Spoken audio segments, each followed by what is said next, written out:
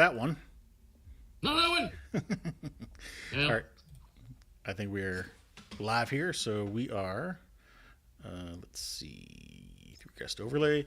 Welcome to Horror Make Us Happy live chat number 31 with Mr. Tim Waggoner, author of a goddamn million things. Just a few. Yeah.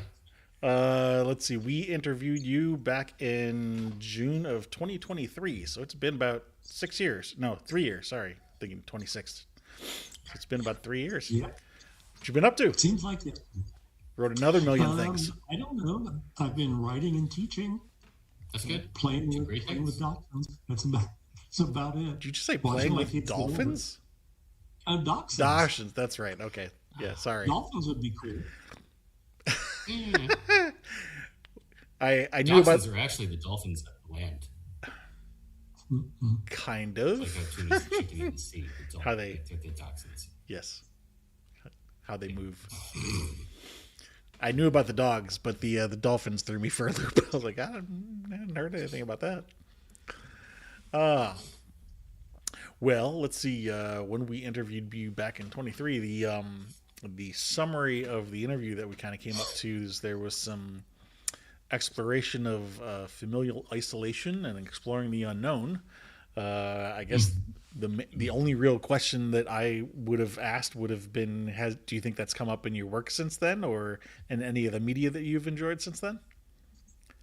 Wow, that's a really good question. Yeah, I think so. Since the last time we talked, encountered the concept of the emotionally neglected adult child, or just adult.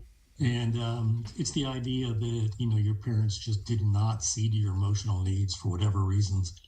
And, the more I read about it, the more I was like, oh my God, that's me. And so I sort of have focused on that a little bit more in some of my work, just to explore that, see what comes out of me. One of the things that I learned through my counseling journey and 12-step stuff is the analogy I like to use is the blanket is never big enough.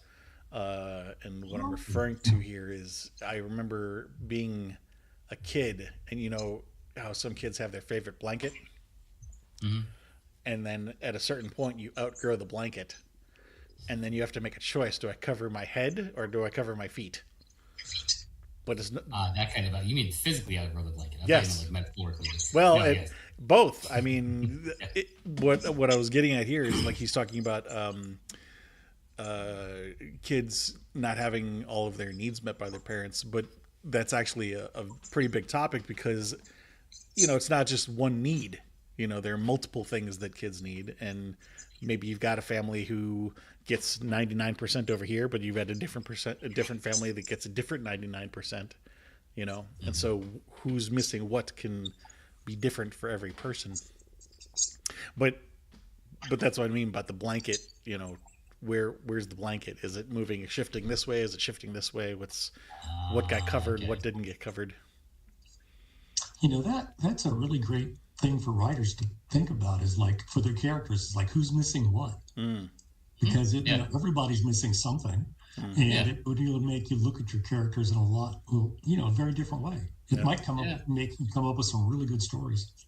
Yeah, that's a good way of thinking about it. Like I usually just try to create and develop characters that are different. Like you have your team in the story, so to speak.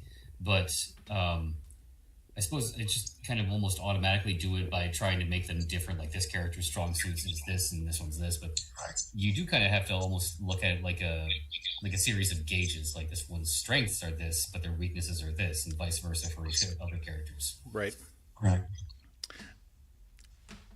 I mean, it's still kind of the same way, because if you think about what your character is missing, you could see that depending on how it plays out, you can see it as either a strength or what your weakness, depending on what situation you're in.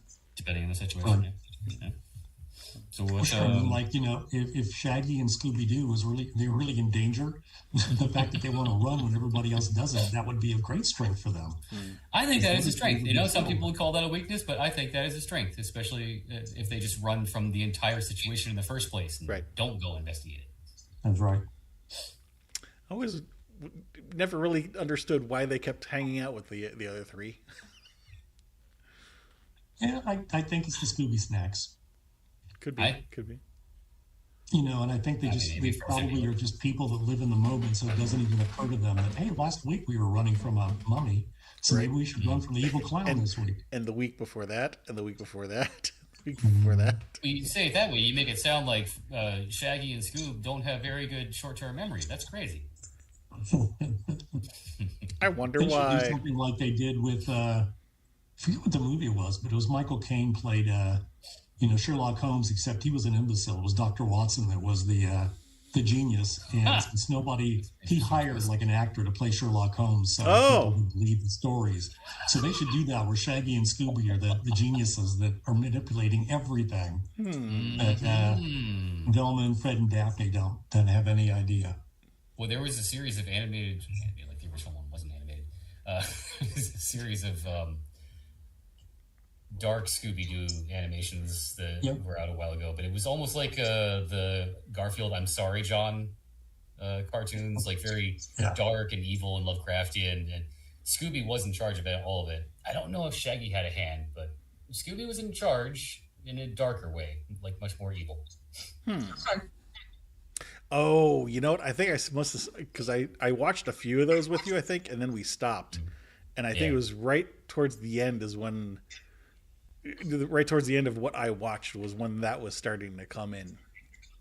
It had like the same energy of the I'm Sorry John panels where like Scooby is like, we've done this thousands of times. Right. I kill you all and then I reanimate you and we do it all over again. Yes. That's awesome. Yeah, that's good. Cool. Yeah, I like that idea. Or something less dark. Not quite that evil, but like Scooby and Shaggy are mastermind the whole thing the whole time. That'd be cool. It'd be even better if they were masterminding the crimes too, because it's just to fulfill their friends' dreams. Orchestrating both sides, right? Yeah, just their friends because they're bored. Right. Yeah, they want because their friends want to solve crime so badly, and there aren't any. So they're like, they have to kind of make them up or whatever for them. We'll just have to kill someone. Twist at the end. Oh my God! Just Scooby-Doo style. They pull the mask off, and they're like, "You? But why?" Well, you guys wanted to solve crimes, and this is actually a really good town. There's nothing going on, so I did it for you. You killed 15 people. I did it for you. Right. It's the start of their supervillain. That's their supervillain origin. Right. Yes. They want to get revenge on Shaggy and Scooby. Then somebody called the Blood and Honey crew. We got a movie for them. Wait, is Scooby-Doo public access yet? No. Probably not. No, I don't think so. But that's okay. You could easily just parody it by changing the names a little bit. Yeah. Right. Looby Loo. Cool. Any media you've been enjoying lately? For whatever reasons, I've been watching a lot of Chinese kaiju movies. I have no idea why. I noticed that a bunch of them had serpents in them because I was cruising through Tubi and seeing some of these things. I'm like, why in the hell are they always like giant snakes? So I started watching a bunch of them, and I'm like, I got addicted to them for a while. Mm-hmm. They were fun. Okay. Some of them are actually pretty decent. Some are not. yeah. It's a wide variety. So like the Godzilla adjacents, like you got is it Gamera? Well, Ghidorah is more of a Godzilla villain. Is Gamera a villain or Gamera was like not a villain? He was mostly like a hero for kids after a while. That's why I liked him so much when I was a kid. But I always wondered how he could fly in space, and when like the little the fire that comes out of the holes or whatever, why there was smoke lifting up and going straight upward. I was like, in space. I don't think it's supposed to happen. Right. Yeah, it's supposed to be in space. I'm like, wait a minute. Willing suspension well, of you also disbelief. Can't hear things in space. So that too. That. Yes. That's true. Actually, I just thought of something else I wanted to ask you. How are you? I saw the hat, and I remembered the I saw the thing that you posted on social media recently. Yeah, you can see my braces I have to wear for another week on both hands. Okay. Yeah, I fell in. I fell in a parking lot. You can kind of see let's see. Be over here a little bit still, the bruise left over. It's almost gone. But the last day of last month, I was at Gen Con, and I decided to sneak out and go see the Spider-Man movie before I hit any spoilers. And afterwards, because I took an Uber to it, I was like, well, I'd lost my contact case. I bet I could find a drugstore near here or something where I could find one. So I was walking through a parking lot because I was too lazy to go on the sidewalk part. I was just going to go catty corner across it. And there's all these parking lots that had these little grass medians, in between sections. And one had a little bit of a hill. I just walked up it. I guess my right foot came down in a divot or something because I fell and smashed my face into the asphalt. And got a big cut here, which has been stitched and almost incompetent. Bled like crazy. Got on my other hat. And I was okay. I broke like bones, just light small ones in here. So it hasn't really done much to me, but it's just I got no cast or anything. I just had to wear these things. Yeah. Makes it hard to type. Yeah. But I'm doing fine, though. Good. Oops. Sorry, replying to somebody in chat. Somebody, I guess, has joined who's also a Tim. Or no, I'm sorry. Maybe their first name is different, but they're saying they're a Waggoner too. So. All right. We're everywhere. Yes. Anything coming up that you're looking forward to? I'm looking forward to being able to finally say what my secret novelization is. It's coming out this fall. It still has not been announced, so I know they're going to do it. I know when it's coming out, but I'm not going to tell anybody. Right. I'm gonna let you can tell us. We can be trusted, and we're not live on YouTube. It's coming out this fall. Yeah. And it's just one of the. Sometimes these things are so weird because you'll do them a year in advance, and you just wait. That's what was weird about doing Halloween Kills, because it happened during COVID, so they put the movie back by a year, and it was literally days before they were going to announce the novelization. Ooh. And so it was another year, and it was kind of cool because I was able to watch everybody theorize what was going to be in the movie. And I just sat back and go, I know what they're doing. No, you're wrong. You're close. You're way off. That's right. And I didn't say anything, of course, because I didn't want anybody to guess, but now I get to do it about this other property. Right. I don't see it as much, but I'm seeing people saying, it's got to be this, and they're doing this, and I've seen this still they released, and so this obviously is this, and I'm like, no, it's not. It's funny that you, how can I say this? You said it's coming out this fall. I was going to say, well, it's probably going to be released around October, so that means we've only got about a month to wait for it. And then you cut me off from saying that by saying that this last thing that you worked on, they were like, yeah, they changed it 2 days before they were going to release it. Well, this one they will. No, this will be out. It'll be out in October. Okay. Well. Yeah, and I've been told it's going to go up for pre-order in September. It actually went up for pre-order on Barnes & Noble for about a month, and then it got yanked. I didn't say anything because I didn't think it was supposed to, and I'm pretty sure they jumped the gun, and the studio was like, no, take that off. Nobody seemed to have noticed it, so. Well, if anybody out there did notice it, they might have just gotten a clue. Yeah, they might have. But they didn't get a copy. No, they did not. It was one of the most challenging things I've ever done because it was very different than anything else. So it was pretty cool. And it was a lot of fun to do. And I look forward to talking about it. I want to ask how it was more difficult than anything else you've ever done. Is that something you could answer without giving it away? No. All right. We'll just have to have him back and talk about it later. Probably not. Pat, I'm going to try and solve the puzzle. It was the novelization of Grown Ups 2, wasn't it? Yeah. It was the alternate version, the script that they didn't do. So, Grown Ups 2.5. Kevin James secretly poisoned the entire group with a punch. That's right. Oh, and I'm also Raw Dog Screaming Press is going to bring out a memoir. This kind of my life in horror, and that fits us because what we're doing today, because it's full of me kind of exploring where my things came from, and like themes or whatever, and ideas based on my life, and just a lot of psychological stuff in there. I don't know when it's going to come out, so or I tell people, but sometime next year probably. Okay, cool. We will look forward to it. Yeah. Any movies you're looking forward to? Anything in the news, maybe? I was looking through the horror news before we joined here today, looking for anything that popped out at me. I did have one thing. What's that? The Clive Barker books. Yeah, man, those look so tempting, but I'm like, as near as I can tell, it's like there's going to be one new story maybe in each book, and the rest are reprints or something. Oh, I don't know. I don't really know what the proportion is. I was trying to go through and because I know, just over the decades, I know how this works a lot of times. It's like, here's a brand new thing. And it's like, no, it's just kind of a repackaged, and it looks like the package is going to be nice. These really nice hardcovers. So that's what you get it for, is the packaging. Yep. So, I'm thinking about it. I haven't pulled the trigger on it yet. I've heard that supposedly this is the first sign that he's back and he's got several novels he's going to bring out. And I'm sure hoping that's true. That's what I was about to say. Is I've seen something that said that he was having some health issues. I know he was having some health issues because I saw him at a convention a couple years ago, and he was not doing well. So, for him to say that he's actually back to full health, I'm very happy about that. If that is true, because what's that? Yeah. I was just saying that's very good news. Yeah. I really hope that's the case because he was not doing well when I saw him. His voice was almost gone. He was being wheeled around in a wheelchair. I was really worried about him. Mm-hmm. So, and I don't, who knows? He may still be that way, but found a way to work. I don't know. Don't know. We'll see.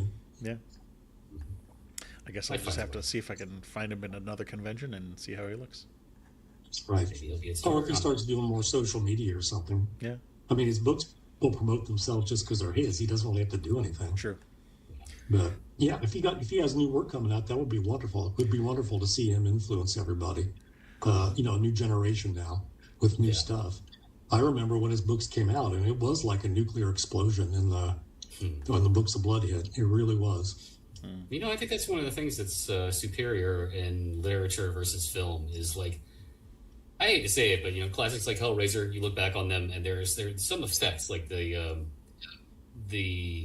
digital lightning is a little dated for the time, but a book. It was bad back then. No, don't. It was. Yeah. I thought it was terrible back then.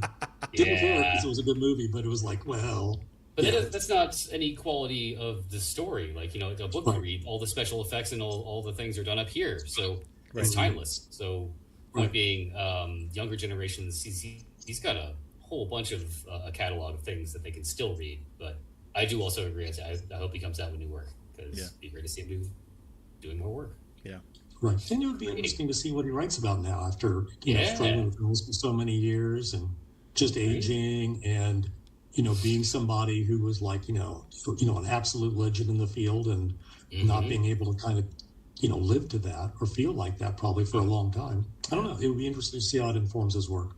Yep. Maybe we'll also see some new interviews too, if there's any, like if it's just text interviews or audio or like a video, what have you.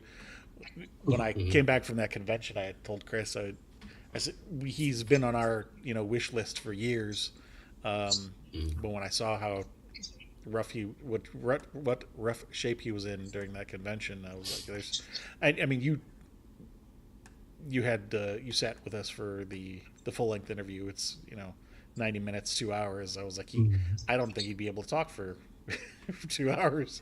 So honestly, health aside, I don't think he'd be able to talk for 2 hours because he's that busy. I mean, there are several A-listers, if you will, that we've spoken to. That like they're just so busy. They're like, we don't have time. Right. No. But that is true as well. But I mean, even just his voice, his voice is not in good shape. So I really do hope that he is back to full health. I mean, even aside from doing our podcast, obviously. Right. Cool. Yeah, I mean, if he was in full health and just like traveling the world and enjoying his life, that would be wonderful too. It's not like he owes the world anything more. He's given the world so much in terms of his art. Yeah, exactly. Speaking of traveling, other than the one here where you took a spill, any good travel? No, I'm never going anywhere again. I do not blame you. Not unless my wife will wrap me in bubble wrap, probably.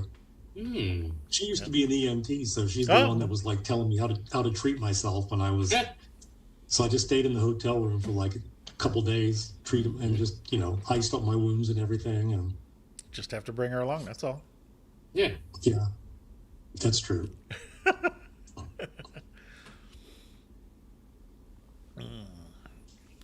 Well, what do you guys want to talk about? Anything else? That's all questions I got. You said you've been working on a bunch of new stuff. Can you discuss any of the recent stories you've worked on? If not that, then other stuff.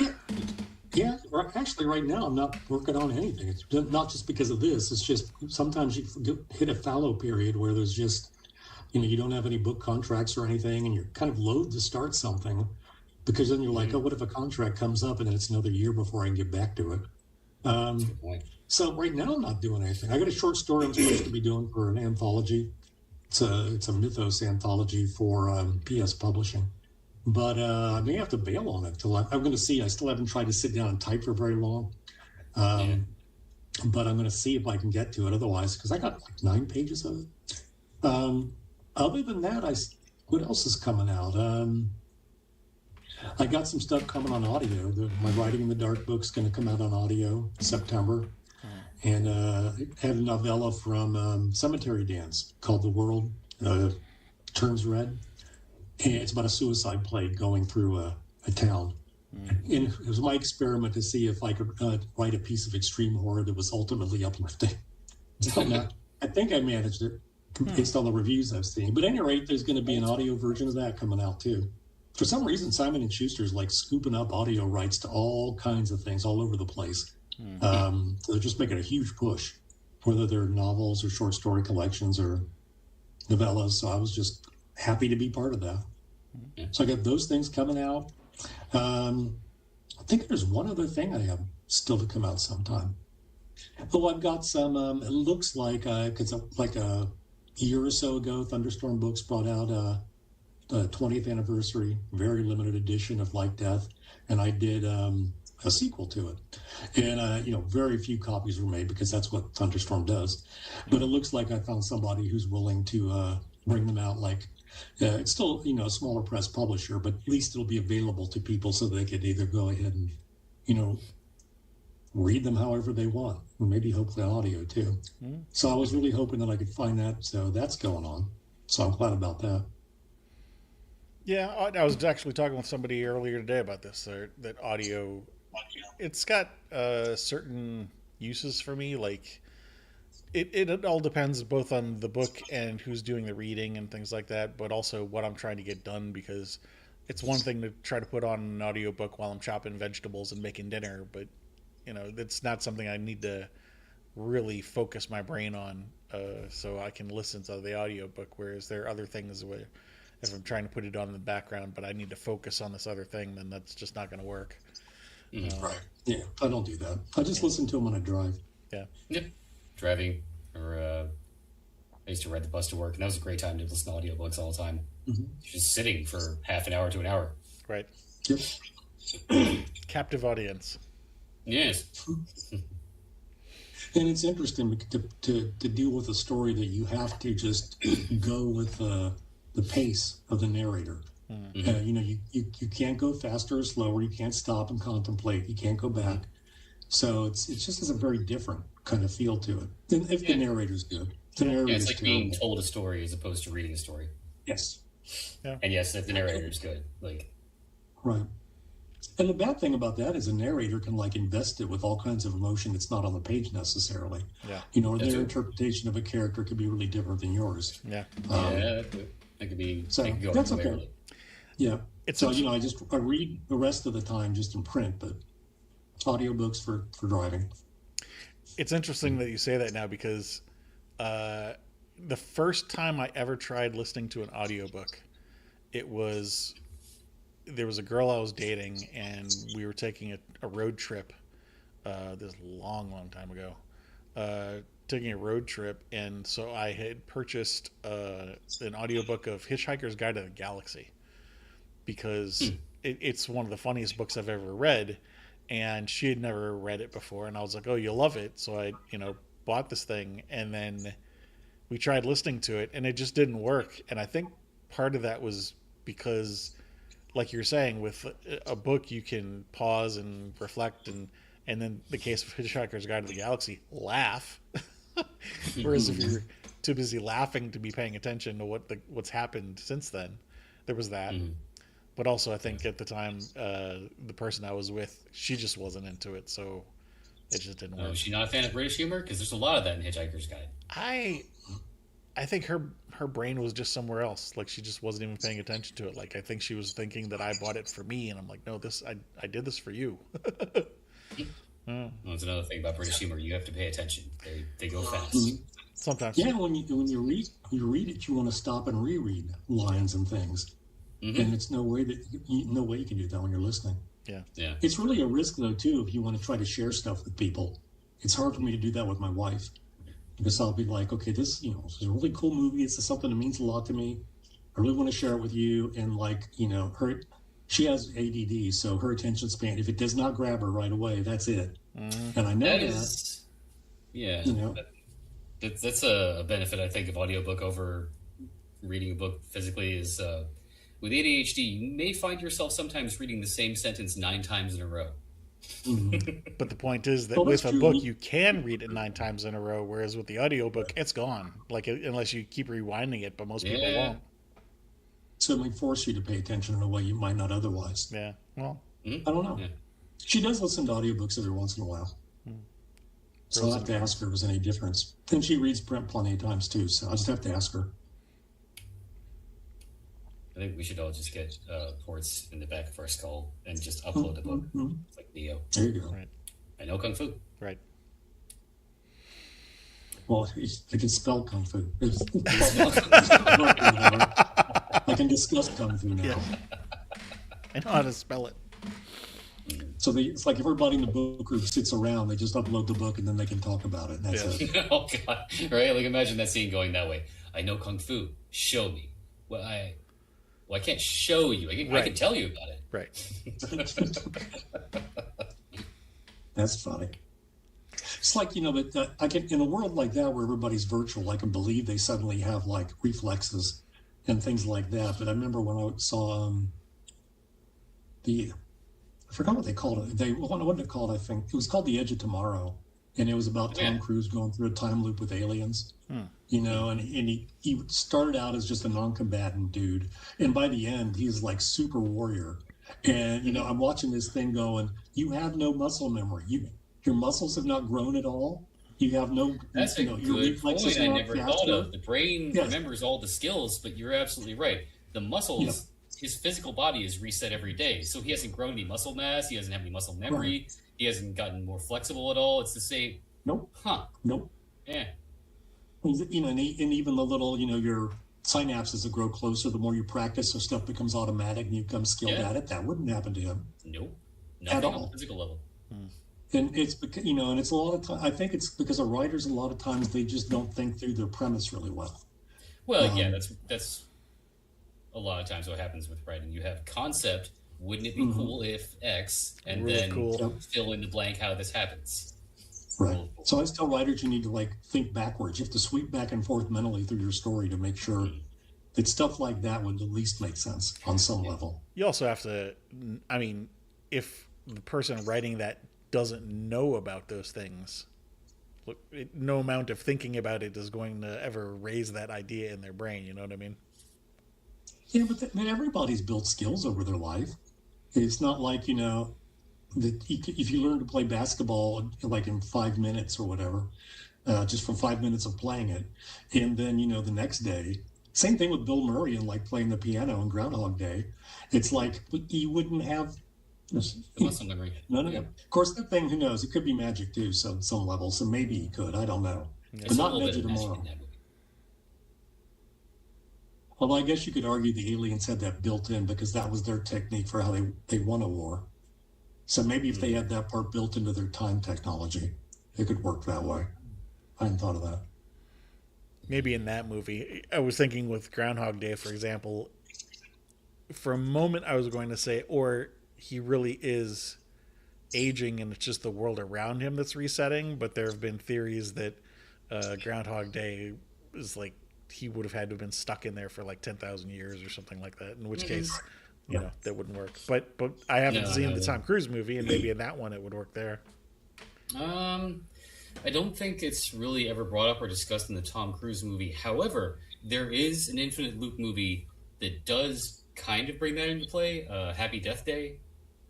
I don't know if it's the first one or the second one, but the character who's looping the same day over and over again, Tree, her name is Tree, Yes. like the thing. She eventually starts getting some physical injuries from being killed over and over again. So there's that. Yeah, no infinite time loop story has ever really brought that up. Like, you wouldn't be able to do this. That's not physically possible. I think the idea of like having somebody age when nobody else around you does, that would be really interesting. Yeah, it would. And especially if the other characters don't seem to notice it, or it's always natural to them. Maybe like suddenly by the end you're 90 years old, but to them you've always been. Right. You were born 90 years old. Right. It's almost like an inverse. Shit. What the hell? Benjamin Button. Thank you. Wait, no. Is it Benjamin Button? What's the? Yeah, Benjamin Button. Yeah. The one where he ages in reverse and becomes an infant. But I thought that was the name of the movie. That's a retelling of a different story. Maybe it was The Curious Case of Benjamin Button, I think was the full title. Yeah. Continue chatting, and I will go to the Googles. Yeah. Well, the story might have been a different title, but I think it was the same basic kind of story. I never read the story, so I don't know. There's this really good, I'm trying to remember the name of it. It's a really good time loop horror movie that I saw.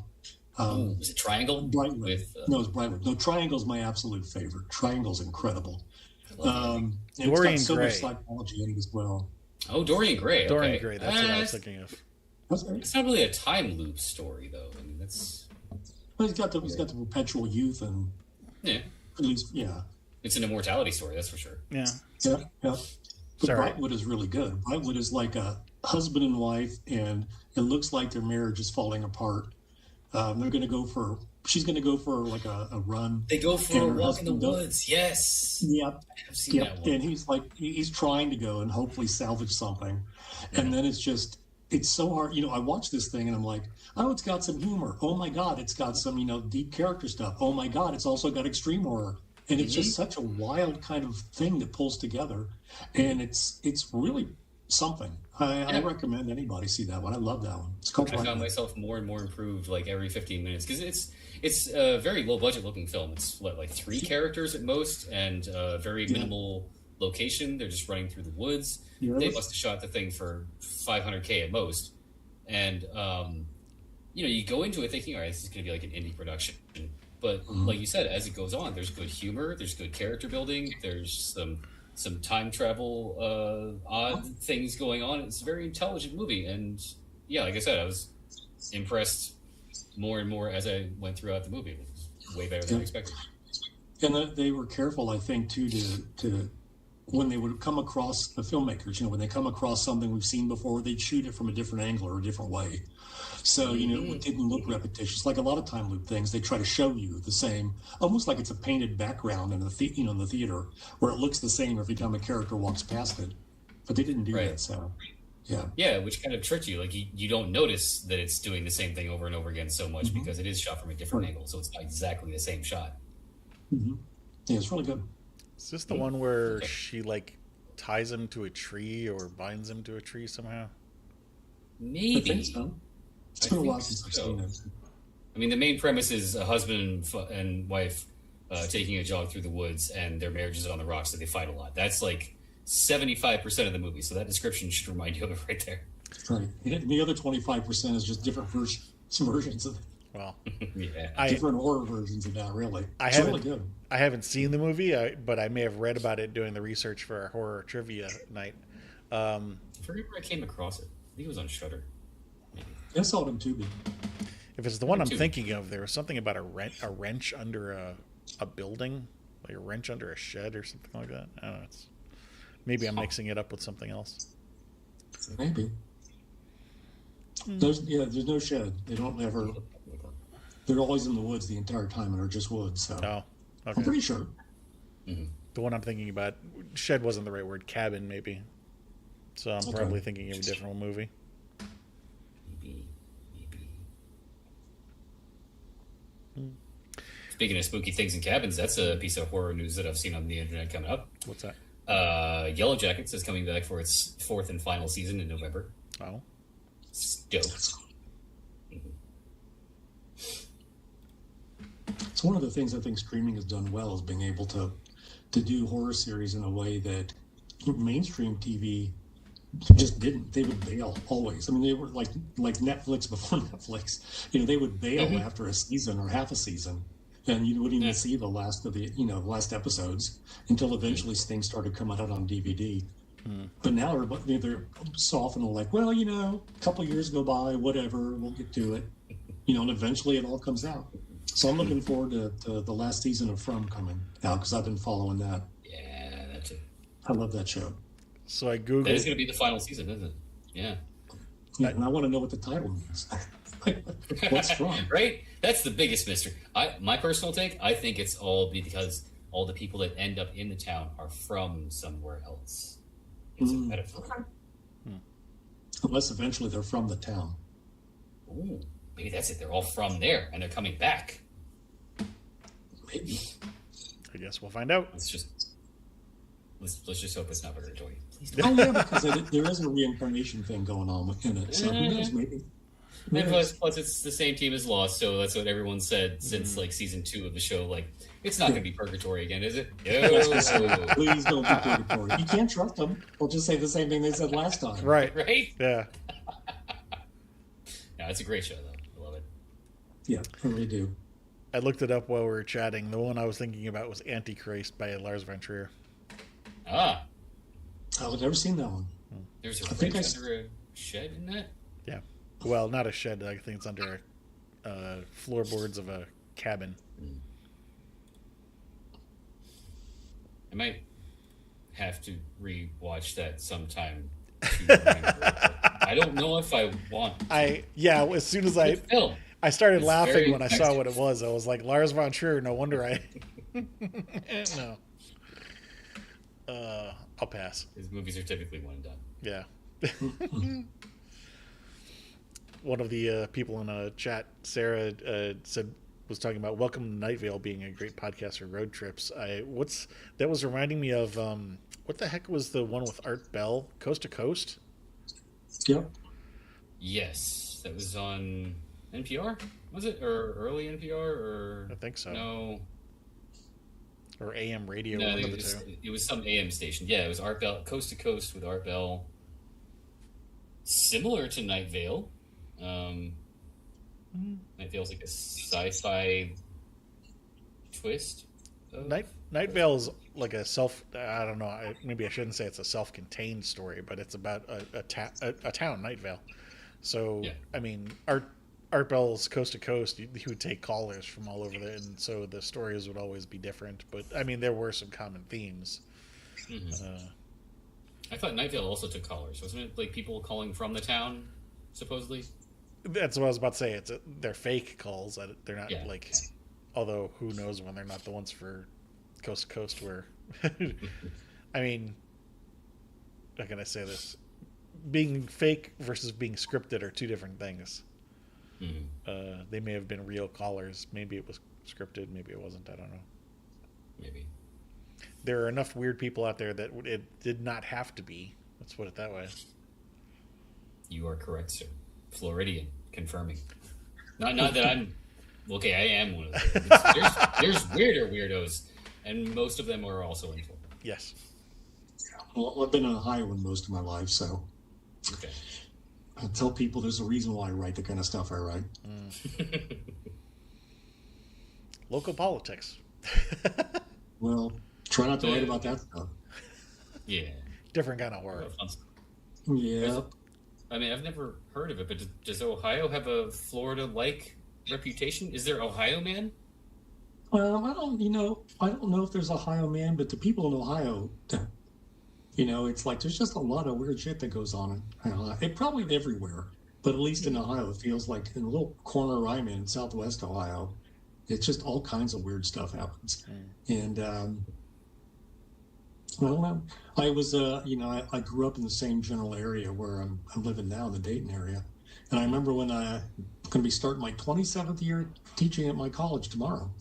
But I remember when I was doing my job interview, and it had been a while since I've been back in town. And after the interview, I just drove around a little bit. And as I was driving around, I saw like a woman in full goth attire, and she was walking her pet rat down the leash. down the street, and I'm like, I'm home. That sounds. That's something I would think you would see in like Tampa, New York, or Tampa. Yeah, that's definitely a Tampa thing. Yeah, probably not a little Dayton. Maybe. I mean, who knows? Yeah. No, she had a. No, I've heard that's Yellow Springs. Yellow Springs is awesome. So my wife works. Oh. She works at the Glen Helen Raptor Center. She does raptor rehab. So, like sick and injured, like owls and eagles and hawks. That's an awesome job. Yeah, she loves it. Cool. I almost hit it. She will occasionally come home, though, and she's like, oh, yeah, this eagle put its claw through my tear duct today. So her doctor has her like on standing antibiotics all the time just because of these things. Or through her cheek. Yeah, she gets that kind of stuff. She doesn't really care that much about it. Yeah, I mean, like I used to. In high school, I went to school with a kid who worked at a big cat rescue. That was the name of it, actually, this big cat rescue. Yeah, he'd come to class all the time with like big cuts all over his arms. Like, yeah, they got a little rough yesterday. Yeah. See, he's probably like a shape changer. He's going out like, fighting other like shape changers or attacking people. And he's like, that's his excuse. Yeah. Mm-hmm. Or a superhero. That's the kind of thing they like. Spider-Man would be like, oh yeah, I'm working on a big cat rescue. That's why I look like this today. I was there at the emu farm yesterday, and man, they got those talons. That's right. That's funny. Get the shit kicked out of you. Emus are serious. Well, I'm guessing the wrists will be healed up by StokerCon next year. Oh yeah, they should be. I hope so. But yeah, they like I said, I'm allowed to take the braces off, especially on the left arm because that one's not so bad, on Friday. And the other one, the doctor's like, yeah, you can take it off, but if you need to do something, put it on the right one. So I figure that's pretty good. I'm just gonna try not to do anything too strenuous. Yeah, I didn't think about that earlier. That does suck because being a writer, that's where you rest your hands when you're typing. Yeah. And I thought it would work just fine till I tried. And because of like on the right one especially, it's like there's something about the way that it does something here that it's actually causing more injury. Different kind, because like muscles can't flex right or something. So yeah, so I took it off today to go ahead and type a little bit, and that helped a lot. So if I am going to type this week, I'm going to go ahead and make sure and take this thing off. Good. Glad to hear you're on the mend. Teach one of the dogs to type. Teach one of the dogs to type. There you go. My little one, because she's a puppy, she's only like a couple months old. I don't know her. She did walk across my screen and put a paw on the mouse thing, and I'm like, wait a minute. So it was pretty impressive. She also managed to like lock my computer or something. I don't know what. It took me forever to figure out how to get out of it. I'm like, it's impossible for you just to like do one little bash. There's like 50 things that happen to a computer, but this is like when my sister's kids used to get a hold of her phone and somehow they would hand it back to her and it'd be like screen's upside down somehow, and it's like all the language has been converted to Mandarin. Like, how did you even do this? Right. And they're just like, what? What? We didn't do anything. I push buttons. Right. Well, where I was going with that was to ask if there's anything else between now and StokerCon that you're planning on attending. Any events? No, I don't think so right now. Probably a workshop or two. Usually like on around Halloween. I get asked to do workshops at libraries. The Writer's Digest does like a virtual thing in mid-October with like 3 like horror writers. We each do like, through Zoom or whatever, we do an hour. I've done that the last couple of years, and they asked me to do that again, but I haven't heard anything more about it. I just haven't set it up yet. So yeah, small stuff like that, but nothing bigger. Usually what I do is that I just kind of wait, and if somebody asks me to do something, if I can fit it in, I'll do it. Yeah. Yeah, I mean, I was going to go. I was really bummed that I had to miss going to ShiverCon because I was going to go to that, but I couldn't like lift books, and I wasn't sure I could. I knew I could drive that far because I drove home because it was in Indiana, and I drove home from Indiana. I knew I'd be from Gen Con, but I couldn't lift books. I couldn't actually sign my name. That was the other thing. That's kind of an important part of going to the thing. Yeah. when I went to the hand surgeon, they hand me a whole bunch of paperwork to fill out. And I'm just like, Really? Yes, they did. And Can I at least get a stamp? Yeah. They just told me to do the best I could. And eventually, once the doctor put this thing on me, I went back over it, could at least make it somewhat legible. But I was like, oh my God. But things like this are good, kind of, gives me some idea of what it's like to, even such a small way, limited way, to know what it might be like to be disabled. Yeah. And, if we're lucky enough to live to old age, stuff's going to happen. So I don't know. It's just like a harmless little preview in the sense that I'm getting better right now. It's good. It gives me a chance to kind of deal with it a little bit. Yeah. Because it's not like I'm 62 now and I'm going to be retiring probably in a couple of years. And while I do not feel particularly old, I also don't feel particularly young. So I'm kind of like just dealing with that part of life, just kind of sort of trying to adjust to it a little bit, or just kind of, I don't know, imagine it. Yeah. Can relate. I'm in my early 50s and I've already got, I guess, early onset arthritis in my back and my neck, and it's not pleasant. Mid 40s. I threw my back out picking up a sock the other day. Yeah. So my wife has a lot of things that goes on, food allergies, other stuff. I mean, she's like, so I'll be like, oh yeah, I don't have any pain, but I have to wear this for like a month. And she's like, really? How nice for you. No, she's perfectly thrilled for me, but it's like, it does help me a little bit understand what it's like, because she does have hand issues. She actually had hand surgery like the week after, like days after I hurt myself. And so she's got a cast on one hand. I'm like this. You guys, you're a magic pair. You're sharing hand injury stories like leg injuries and jaws. That's right. Shall we drink to our hands? I was thinking about Gray and Billy Martin. They've been going through some health issues too. Oh yeah. It's such a privilege to be able to like have any kind of insight into people's lives through social media, especially like for me to stay in connection with like people I met a long time ago or students I had a long time ago.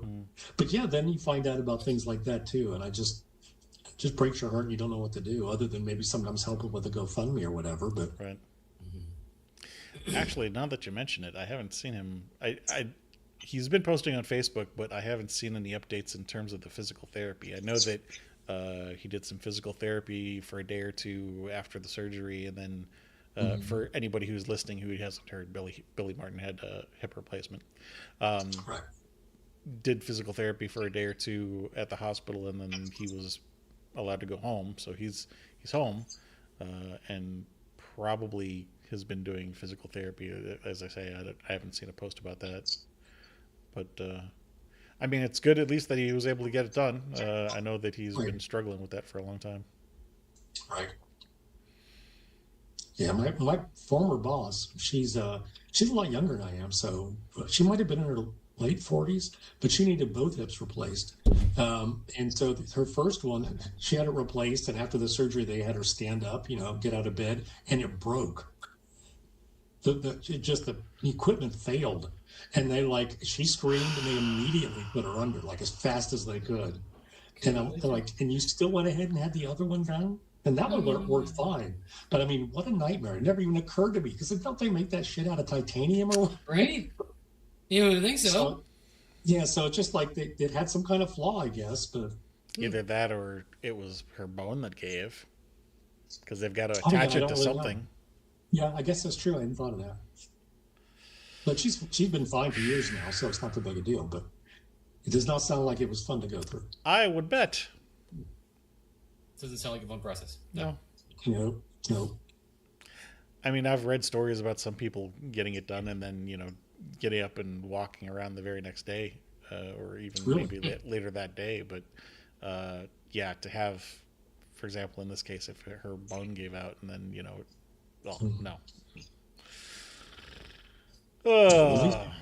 Away, so she didn't have to suffer. Yeah, right. They just right back to the operating room. So yeah, I mean, if given that they had her do this pretty much right after surgery, I'm guessing she was still on some drugs.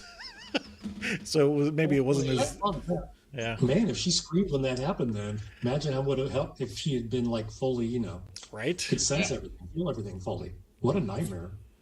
Yeah. That was my like. I've had both of my eyes cataracts done in my eyes, so it's really weird because I can wake up in the morning and see things because I've been super nearsighted all my life, and it's really cool. But I found out during the second one, right before it, I was talking to the anesthesiologist, and she's like, I said something about like them putting me out. She goes, "We don't put you out." She says, "You're awake the entire time through the procedure. Huh. You just don't, they give you something to relax you so it's okay." And I said, "What are you talking about?" I go, "The last time I did this, I was completely out." She says, "No, you weren't."